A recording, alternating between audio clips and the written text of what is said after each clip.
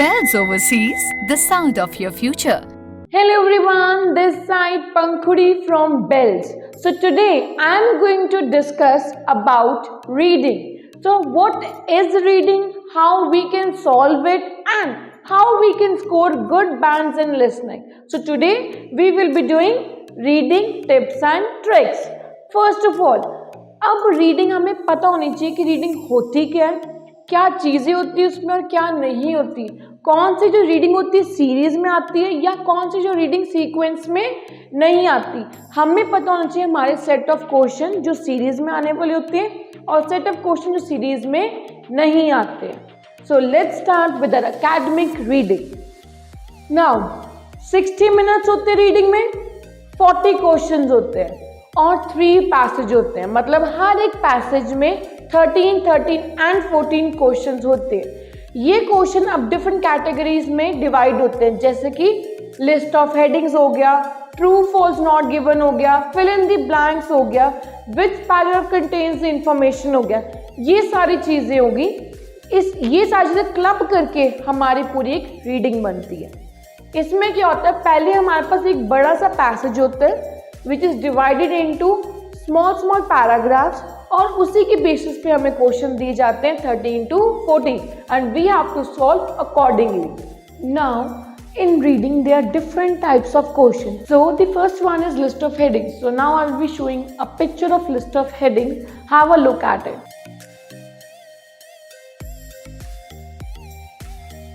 So list of headings होता क्या है, इसमें क्या होता है, हमें उन्होंने ना हेडिंग्स दी होती है और हमने वो हेडिंग्स अपने पैसेज में से मैच करनी होती है. मतलब पैसेज पैराग्राफ ए पढ़ो और देखो इन 6 लिस्ट्स ऑफ हेडिंग में से कौन सी हेडिंग सबसे सूटेबल है. देन पैराग्राफ बी पढ़ो, फिर उसको मैच करो. So we have to match the suitable heading of each paragraph. Alright, next is true false not given और येस नो नॉट गिवन. अब इसका मतलब क्या होता है, ट्रू फॉल्स नॉट गिवन का मतलब होता है, ट्रू मतलब कोई स्टेटमेंट दी हुई है वो हमें सेम एग्जैक्ट स्टेटमेंट अपने पैसेज में मिली है. फॉल्स में क्या होता है, कॉन्ट्रडिक्टरी आंसर होता है. For example I say there are 10 students in the playground और मैं वहां पे बात कर दूं there are 9 students in the playground, तो 10 और 9 कॉन्ट्रडिक्टरी हो गया. लिखा 10 था क्वेश्चन में, पैसेज में 9 लिखा है, so the answer will be false. Now not given का मतलब होता है कि हमारी जो स्टेटमेंट है उसमें से कोई जो कीवर्ड इंपॉर्टेंट वर्ड है वो ही मिसिंग है. ठीक है, जब कोई इंफॉर्मेशन मिसिंग हो उसके लिए हम कहते हैं नॉट गिवन. फॉर एग्जाम्पल मैं आपको क्वेश्चन दे दूं, से pollution is increasing now days in many countries और मैं पैसेज में दे दूं पोल्यूशन इज इंक्रीजिंग. मैंने बात ही नहीं की, कंट्रीज की बात ही नहीं की. कंट्रीज में हो रहा है, कहाँ सिटीज में हो रहा है, कोई स्पेसिफिक कंट्री है वहां पर हो रहा है. So the information is missing. At this point you will write not given. Moving towards next, fill in the blanks. Very easy. इसमें क्या होता है, आपको blanks दिए होते हैं, हमने सेम वो जो सेंटेंस होता है हमने सेम सेंटेंस में से कीवर्ड निकालना है और अपने पैसेज में ढूंढना है और उसके अकॉर्डिंगली अपना आंसर हमने फाइंड आउट करना है. Next, diagram flow chart. So now I'll show you a pic of diagram and flow chart.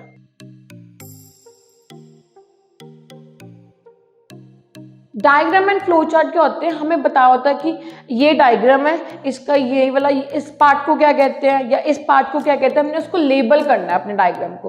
Flow chart में क्या होगा कि सपोज फर्स्ट प्रोसेस ये है, सेकंड ये है, थर्ड ये स्टेप है, fourth step, according to step अपने अपने आंसर्स लिखने होते हैं.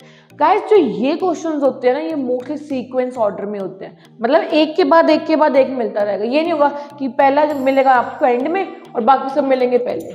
So you can easily find these answers in your passage. Alright, moving towards the next set of questions. So next one is match sentence ending, MCQs and short answer question.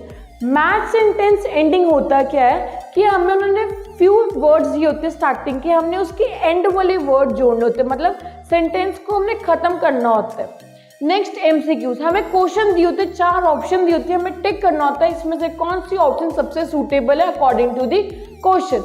And then short answer question, हमें इसमें 1 word और 2 words के answer देने होते हैं. ये जो question होते हैं ये भी सीक्वेंस में ही आते हैं. अब हम बात करते हैं क्वेश्चन जो सीक्वेंस में नहीं आते हैं, and that is which paragraph contains the information, वहां पे हमें क्वेश्चन दिए होंगे, हमने देखना है कि यार ये क्वेश्चन कौन से पैराग्राफ में सबसे सूटेबल है। ठीक है, हमने क्वेश्चन से कीवर्ड निकालने और पैराग्राफ में अपने मैच करने, जो पैराग्राफ में मैच हो गया हमने उसके अकॉर्डिंग अपना आंसर लगा देना। Next is matching names with the statement और इन्फॉर्मेशन। इसमें क्या होता है, हमें लिस्ट ऑफ पीपल दिया होता है, लिस्ट ऑफ नेम्स दिया होता है, हमने मैच करना होता है कि यार ये पर्सन ने कौन से रिसर्च किया, ये पर्सन ने क्या बोला। ठीक है, so we have to match the given question with the names और list of people. So these are the types of question that you will get in your reading. So now I will be telling you how to score good bands in your reading. First of all, you need to learn that reading is not at all difficult. हमें बस क्या करना होता है, हमें अपने ना words को निकालना आना चाहिए। जब हमारे वर्ड्स निकलने शुरू हो गए ना, देखना आपको इजी अपने लगने शुरू हो जाएगी रीडिंग। अब हमने करना क्या होता है, रीडिंग में हमें पहले निकालने होते हैं कीवर्ड्स। आप हर एक वर्ड को नहीं कीवर्ड मार्क कर सकते कि हाँ ये भी कीवर्ड है, ये भी कीवर्ड है, ये भी कीवर्ड है। पहले आप सुनो कीवर्ड मार्क कैसे करते हैं। सो नाउ फॉर एग्जाम्पल मैं आपको दूँ, ग्रैंड बैंक्स पे हमारा पैसेज होगा, तो ध्यान रखो ग्रैंड बैंक्स आपका कीवर्ड नहीं हो सकता, क्योंकि ग्रैंड बैंक्स के ऊपर तो पूरा पैसेज है, हर चौथी लाइन में ग्रैंड बैंक्स मिल जाएगा। तो हमें अपना ध्यान रखना है कि हम अपने कीवर्ड कैसे सिलेक्टिवली मार्क करें। मैं कह दूँ what are the changes that took place in Grand Banks in 1980, तो यहाँ पे क्या होगा कीवर्ड हमारा चेंजेस 1980। ऑब्वियसली ग्रैंड बैंक्स के ऊपर बात हो तो ग्रैंड बैंक्स तो उसी में चेंजेस होंगी, तो चेंजेस एंड 1980, ये दो आपके कीवर्ड्स होंगे, यही आपने अपने पैसेज में ढूंढने हैं। Next scheme and scan. अब बच्चे पता क्या करते हैं, हर एक वर्ड को पढ़ने बैठ जाएंगे। नो गाइस, जब हमने कीवर्ड मार्क करना आपको आ गया है तो कीवर्ड ही ढूंढने अपने पैसेज में कि डेट्स कहाँ लिखी है, पर्सन के नाम कहाँ लिखे है, नेम ऑफ प्लेस देख लो अगर आपको मिल सकते हैं। ये चीज़ें आपकी जो रीडिंग है वो ज़्यादा तेज कर देंगे।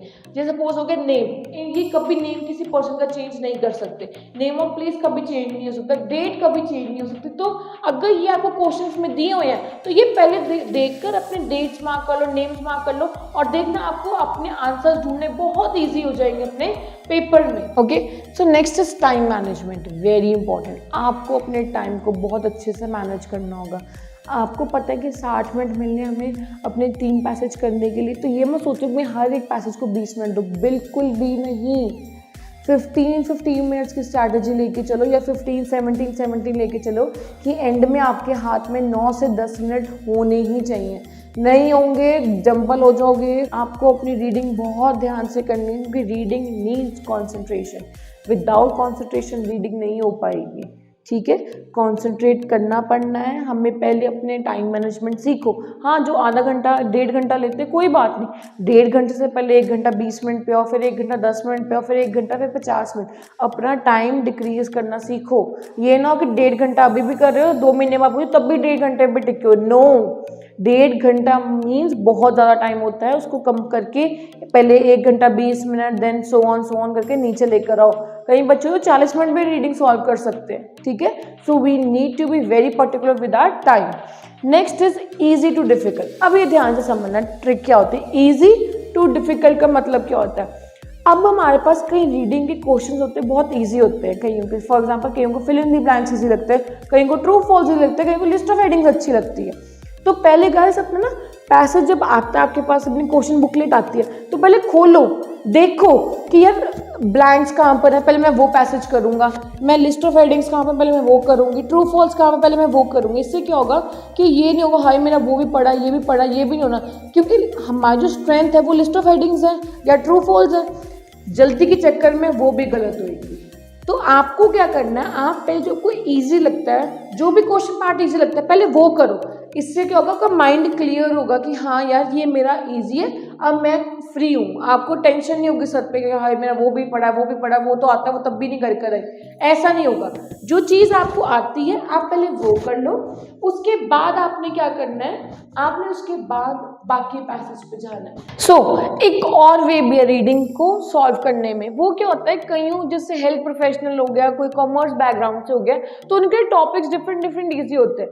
हेल्थ के लिए हेल्थ के रिलेटेड कोई रीडिंग पैसेज आ जाए, और कॉमर्स के बिजनेस रिलेटेड कोई रीडिंग पैसेज पैसेज आ जाए, तो आपको पता है यार इसके बारे में को थोड़ी बहुत नॉलेज है, मैं समझ सकता हूँ टर्म्स यहाँ पे, तो वो भी अपने कर सकते हो पहले पैसेज। जरूरी होता है पहले 1 करना, फिर 2 करना, फिर 3 करना। जो पैसेज आपको ईजी लगे पहले आप वो करो, एंड देन जो बाकी रह गया आपने वो सॉल्व करने हैं। I hope this video will be very useful for those who are planning to give their IELTS exam और who wants to know how to score good bands in IELTS and what is reading. So thank you everyone. See you in the next video. Bye bye. Take care. Business or call us for visa services. Follow us on our social handles for offers and new updates.